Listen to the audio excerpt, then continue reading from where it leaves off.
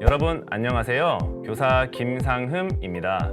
지난 강의 시간에 이제까지 배운 다양한 생성형 AI를 활용한 산출물을 만들어 봤습니다. 자신감을 조금 얻으셨나요? 어떤 생성형 인공지능 프로그램이 나오더라도 자신 있게 도전하시면 되겠습니다. 드디어 마지막 차시입니다. 이번 차시에서는 인공지능 윤리에 대해 이어 공부해보는 시간입니다. 지루하지 않도록 재밌는 내용들로 구성했으니 마지막까지 집중해서 들어주시면 감사하겠습니다.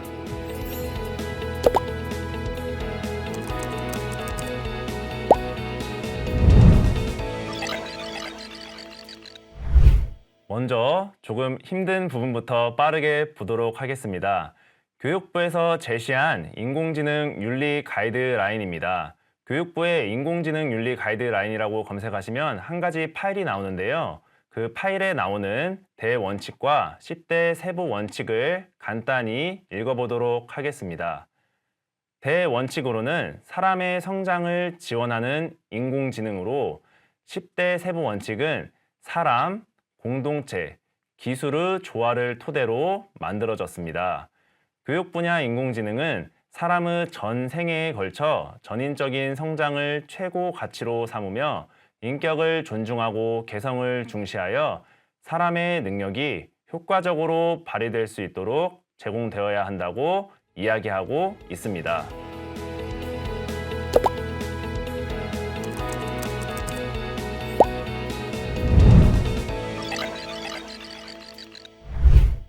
이번에는 같이 사고 실험의 세계로 한번 가보겠습니다. 트롤리 딜레마 사고 실험을 들어보신 분이 있으실까요? 1978년에 나온 사고 실험입니다. 그림만 보셔도 조금 아찔한 생각이 드는데요. 상황을 설명해 드리겠습니다. 제동장치가 고장나 정지할 수 없는 탄광수레가 있습니다. 그대로 철길을 가게 되면 5명의 광부들이 사망하게 됩니다. 운 좋게 선로를 바꾸는 스위치 옆에 지금 이 강의를 보시는 선생님들이 서 계십니다. 표정이 매우 안 좋으신데요. 선로를 바꾸어도 한 명의 광부가 죽게 생겼기 때문입니다. 우리 선생님들은 어떤 선택을 하시겠습니까? 1번 선로를 바꾼다. 한 명의 광부가 죽게 됩니다. 2번 선로를 바꾸지 않는다. 5명의 광부가 죽게 됩니다. 선택을 끝까지 기억하고 계시면 되겠습니다. 어떤 선택을 많이 했는지는 조사 결과가 나와 있는데 마지막에 알려드리도록 하겠습니다. 두 번째 상황입니다. 이번에는 똑같이 제동장치가 고장난 탄광수레가 있습니다. 그대로 간다면 5명의 광부들이 죽게 됩니다.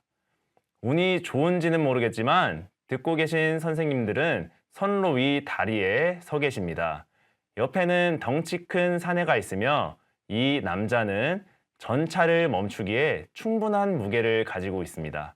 자, 또 선택의 시간입니다. 1번, 덩치 큰 사내를 직접 밀어 떨어뜨린다. 그러면 덩치 큰 사내만 죽게 됩니다.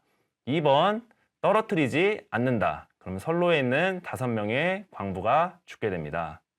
2007년 5,000명을 대상으로 한 설문 결과를 안내해 드리겠습니다. 상황 1에서는 선로를 바꾼다, 즉 한 명을 희생한다고 말한 사람이 89%였습니다. 반면에 상황 2에서는 덩치 큰 사내를 밀어 떨어뜨린다를 선택한 사람은 11%였습니다. 똑같이 한 명을 희생하는 선택인데 왜 상반된 결과가 나온 것일까요? 트롤리 딜레마는 비판도 많았습니다. 너무 비현실적인 상황을 제시했다라고 말이지요. 하지만 기술이 발전하면서 트롤리 딜레마 같은 윤리적 분석이 중요해졌습니다. 자율주행, 무인 자동차가 큰 사고를 피하기 위해 작은 사고를 감수해야 할까요? 아이들과 도덕 시간이나 국어 시간에 이야기해 보시면 좋을 내용 같습니다. 방금 트롤리 딜레마 문제와 비슷한 사이트가 있습니다. 모럴 머신이라는 사이트인데요.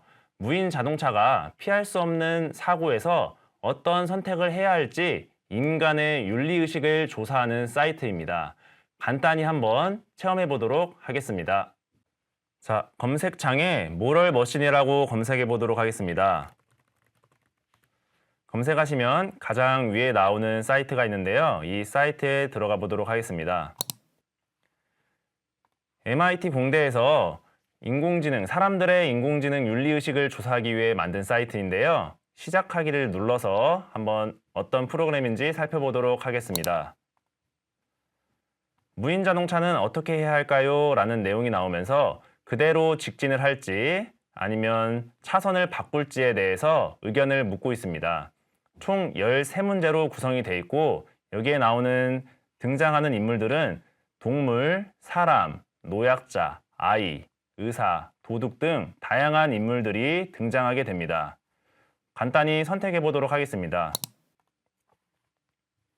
자, 선택하면은 다음 문제에서는 또 다른 상황이 주어집니다. 그 상황에 맞게 나라면은 어떤 선택을 할 건지 선택을 하시면 되겠습니다. 우리 선생님들께서는 13문제를 모두 진행하신 뒤에 결과창까지 같이 한번 보도록 하겠습니다.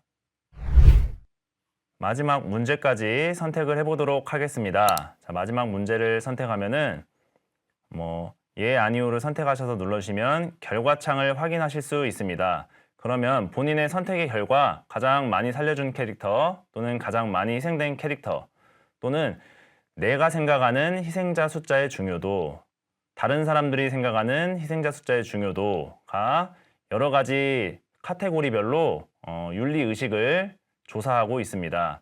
다른 사람들과 나의 윤리의식을 비교해 보는 것도 좋은 수업이 될 것 같습니다.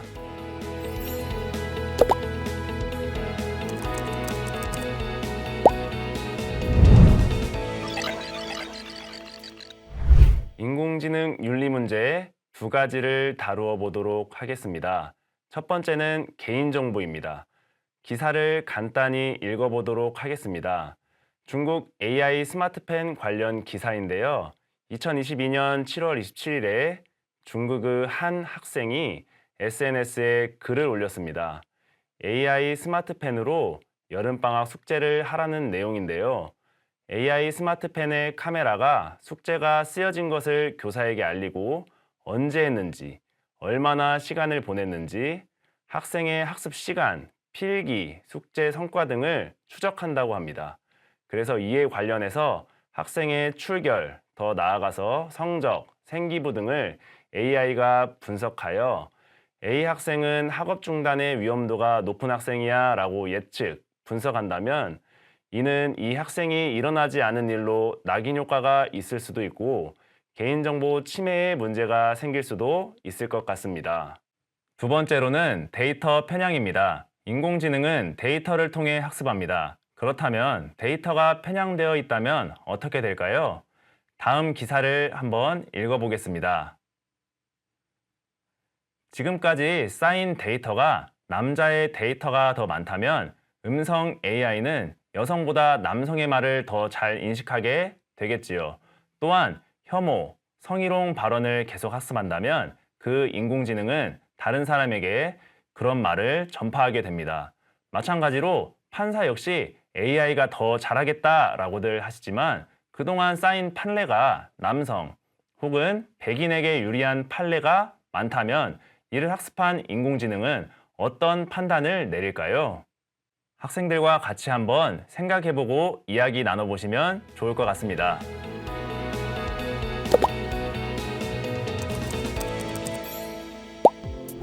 이번 시간에 배운 내용은 인공지능 윤리입니다. 교육부 인공지능 대원 측부터 트롤리 딜레마, 인공지능 윤리 문제까지 다루어 보았습니다. 짧은 시간에 전달하려다 보니 조금 빠르게 진행된 것 같습니다.